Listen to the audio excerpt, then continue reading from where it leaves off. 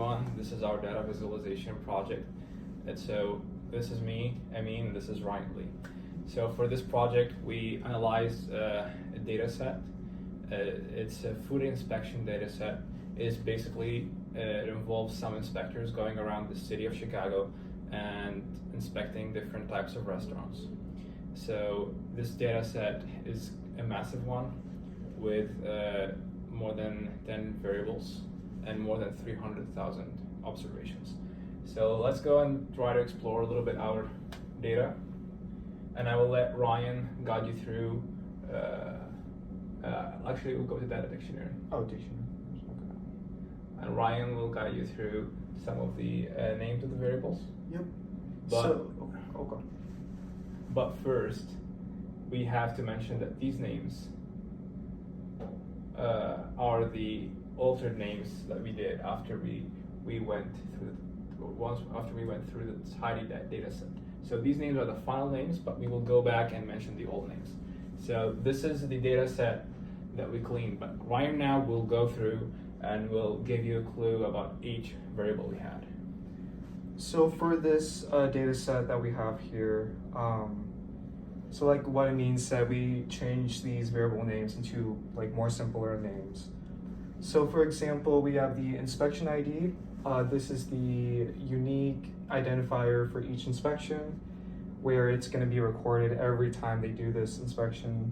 The business name, the name of the business or restaurant. The alternative name, this is only if they have another name. Some of them don't, so we'll put none under this variable. And for the license number, it is the license number of the business used for tracking inspections. Like in the records, they will find it more easier with the number. Facility type, so this is the type of establishment. So like a restaurant, school, grocery store.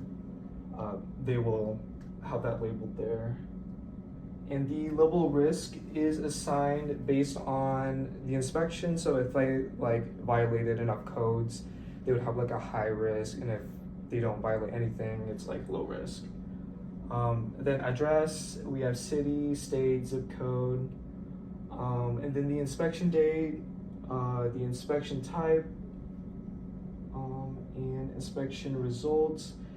And there's only 3 categories that these businesses can have, which is a pass, fail, or no entry. And our violations list, it's the list of the violation codes, and they also have descriptions beside these violation codes as well. And then our latitude and longitude degrees, and our location.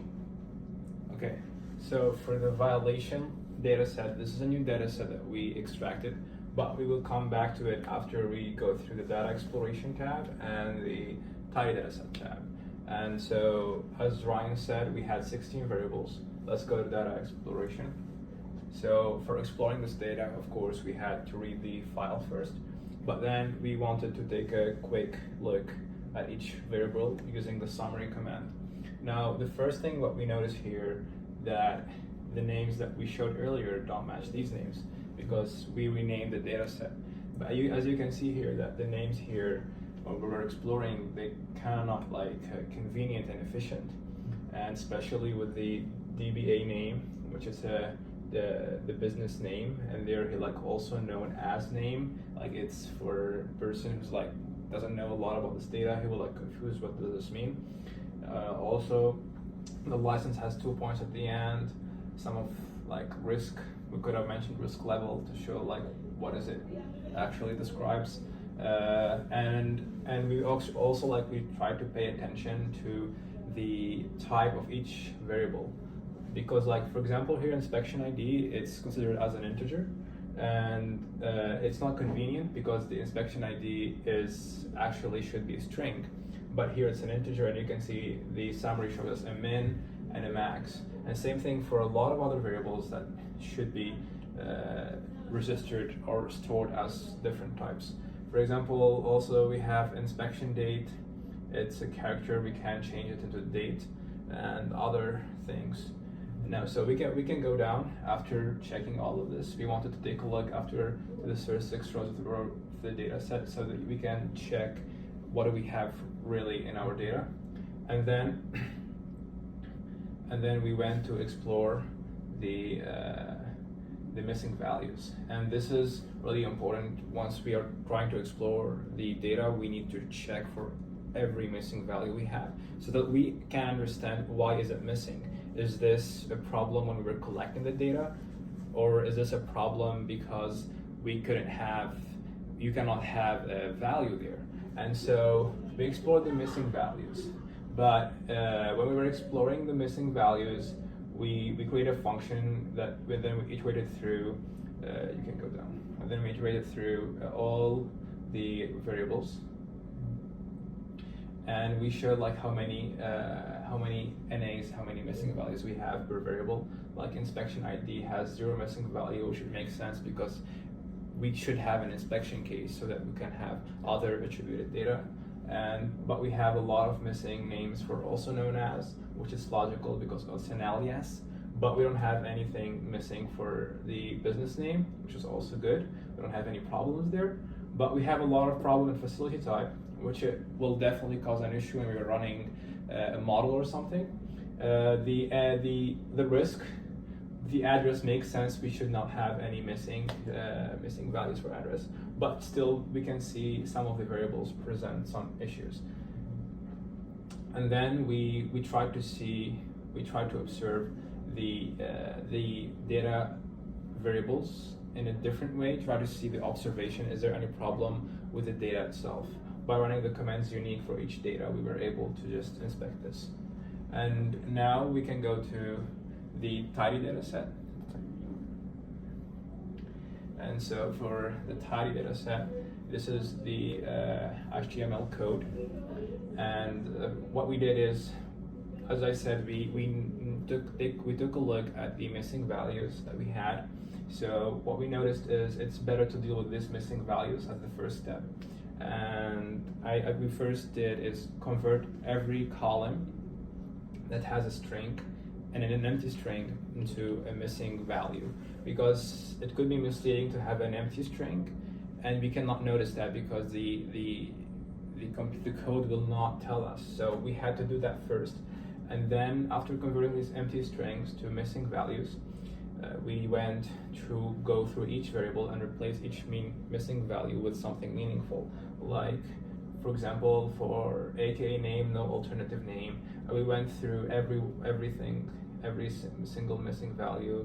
And for example, for Chicago, unknown city, here unknown state, and so on and so forth.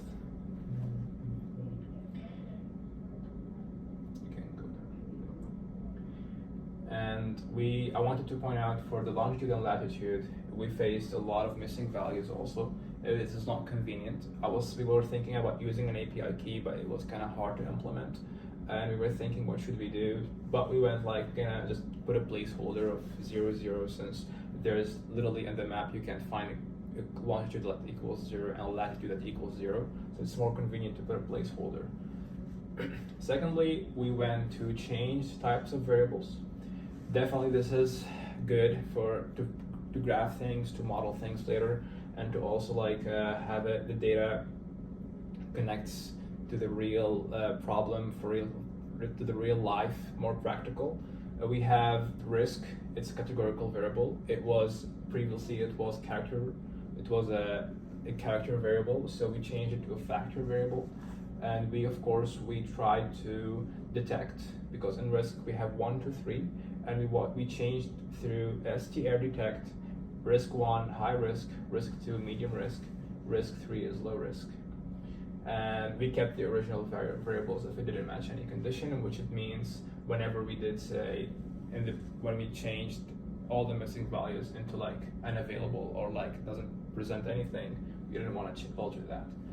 And we did the same thing with the results, the inspection results here. Results, we did the same thing with a pass and entry and not ready, and all the results that we had. And keep going down.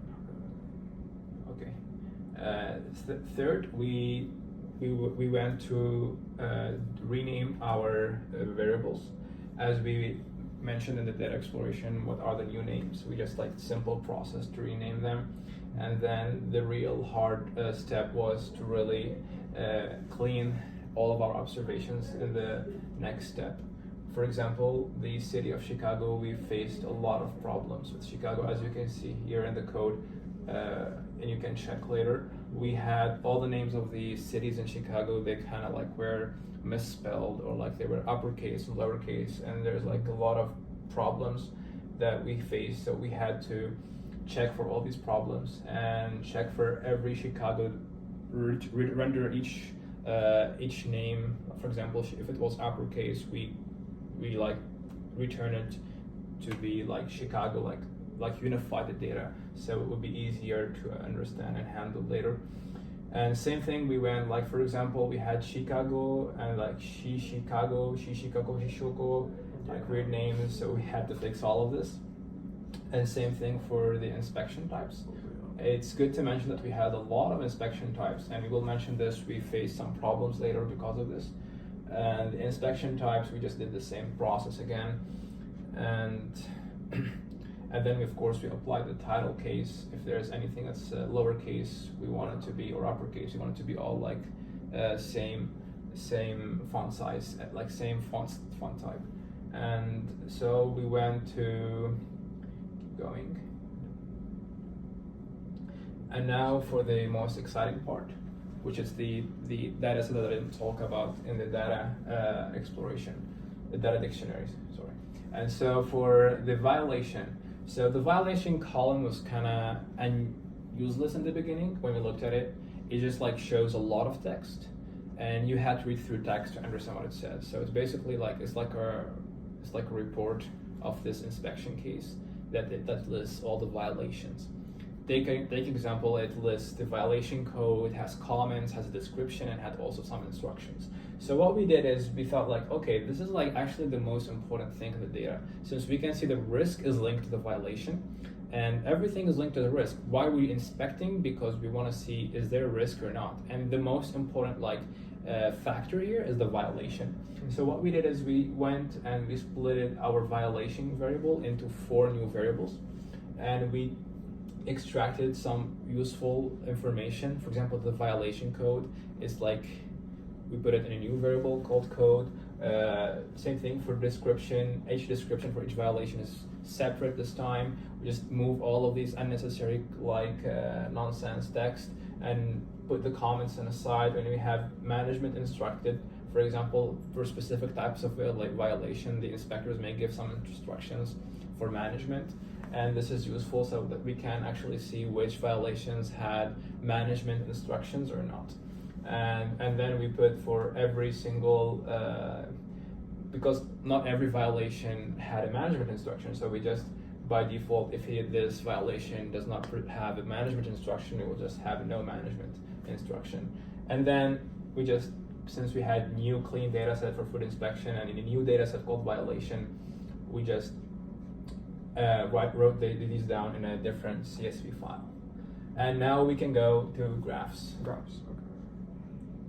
And so for graphs, we want to focus on violations, as I mentioned just previously, since violation codes are gonna determine the risk level, and the risk level is gonna determine whether the business is restaurant or whatever is it called. As the Ryan said, it could be a church, it could be a school, whether it's doing good or not. And so the first graph we went to see, after using our new data set, the violation, we went to look if violation codes are most prominent in this data set, which ones are more frequent. This could help us understand that, oh, this is more common. Most of the restaurants happen to violate code number 34, and we can ask some questions. Why is that? Is there any reason behind that? We can investigate more. Maybe it's because of the street, maybe it's because of the area. Are they all around the same area? That's why they actually that's why they actually violate the same code, because they're all in the same street. We can raise some questions here. And same thing, we can see the big disparity and difference between 34, 35, and 33, and violation code number 40 and 30, and this definitely raises some suspicion. And our second graph, it's a bar graph to see the distribution of the violation counts per inspection.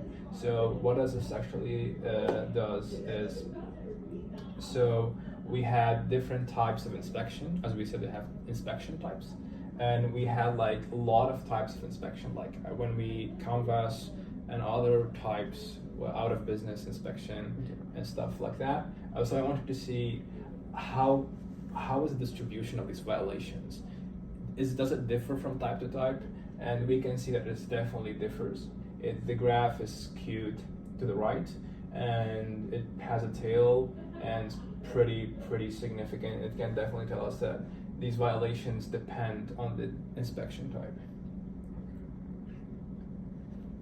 This graph, it could look scary, but it's this time we went to see the time, use the time variable, and I wanted to mention that of course when we were renaming and changing the types of our data variables, we made sure that the time has a time format, and right here you can see that we have the years, and what we went through, what does this say is how many the total violation over like the date. So we can see how many violation we had this year, how many violation we had that year, and we can see that the high risk had like the most number of violation. Medium risk is next, and lower risk comes third. Okay, we need to make some box plots. Why not? Because why not? So we need also we went through inspected violations using and visualized violation doing different variables, and because we aim to use violation in our model, that was like the first thing we were looking for, and so I wanted to see the distribution of violation for inspection level. We went to see the inspection type and the number, but now we gotta see like the variability for risk level. And we can see that we have a lot of outliers. Like we definitely have a lot of outliers, and that's also gonna cause a lot of problem when we're like actually trying to model something, because these outliers, when your data is kind of like widespread and it's like kind of scattered in such a way that we have a lot of outliers, it's hard to make sense of the data sometimes. And so this is gonna take us to actually conclude that having a linear regression is really hard. Because not only that, what I mentioned, that you have a lot of outliers, but we also have problems because most of our data types are categorical variables except the longitude and latitude. Yeah. And so for the go to more attempt. Okay. So for the models that we did, the first thing that we focused on, this is the easiest, try to use longitude and latitude. But sadly we failed. We faced a problem because the quality of the random forest that we were trying to run on longitude and latitude was not useful, because when we were trying to classify businesses by risk and using longitude and latitude, using the coordinations, we had a problem that most of them had similar longitude and latitude, and the variability was low, and there was a lot of outliers, and we had a lot of missing values. So when we ran this model, the model didn't fit well. And so then we thought, what are we gonna do? So we just need to resort to use violation code since we had a new data set. So we tried to write some code and try to work with the violation code. We had an idea to try, since each inspection had a combination of different violation codes. It ranges from 0 to 70, but some of them have 3 violation codes, for example, 30, 40, and 55, and some have none, some have 4, some have 5, some have 6, and so we want to go like deeper and see how much does each violation code contribute to the determining that risk. Like how much does this actually contribute? And we tried to do this with R, and we tried to create a matrix and change the form of what we have, because definitely the data is not helping us here. It's not telling us enough stuff. So we tried our best, but we faced some issues, and we find that we need some new different libraries that we couldn't run on R. And we tried the second step to try to see maybe decision tree could work if we try to change our approach, but still for the matrix we couldn't actually have anything working here because it says result would be too long a vector, and this is because a lot of outliers again. It was like the data we didn't have enough data to like encompass everything together. And so we went to actually do another approach. We kind of like looked online, we kind of watched some videos and went through some stuff to just go through and find that Python could help us here if we can use like their new different libraries from Python could be more useful in this case. So we went through and we tried why not use Python, since I am a CS major and I've been good at coding Python like for the last couple of years. And so we did the same thing. We tried to predict the risk level based on the combination of the violation codes. And we thought that's going to be so helpful to know like how does each violation actually contribute. And going to the output,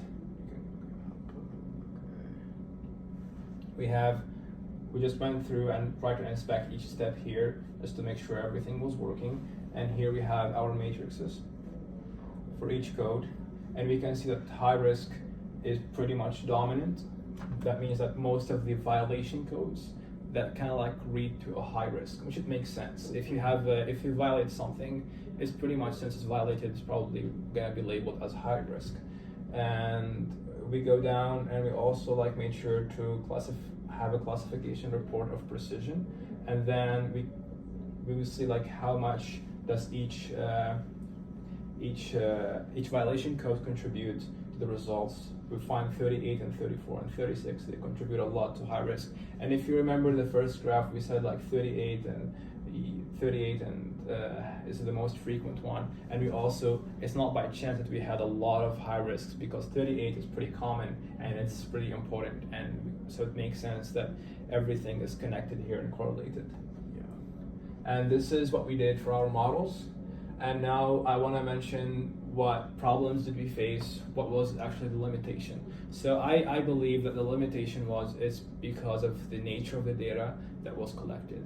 It lacks variability, and it lacks, and some categorical variables represent a lot of factors, and some of them are like had a lot of missing values.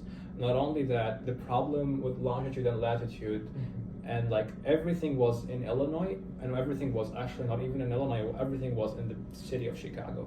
So we had less variability from that sense, since some inspections could be done on the same street, because Chicago has big street, long street, wide streets, so you can find four businesses next to each other, which it makes it harder to classify things and to see the difference if they all like have the same features.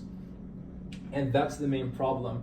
What would we suggest is maybe you can definitely manipulate the data in a different way and find something that works for a good model, but still like a lot of variables don't actually give you anything. Even we try to do the facility type and see if it correlates with anything, but we found that we had a lot of different facility types that didn't help us at all to run a good model. But we can suggest the best way to do it, which is like probably it requires some money, is to go through again and check restaurants in different states and see if there's any correlation between different things, or like actually see how much does each restaurant spend money on their facilities, and see does that actually correlate to the violations and stuff like that. So definitely there's a chance to do more, but it's out of our hands, out of our reach. We try to make sense of this data as much as we can, and hopefully this can give you more ideas and prompts you to look further and try to have maybe brighter ideas than us. Thank you. Yep, thank you.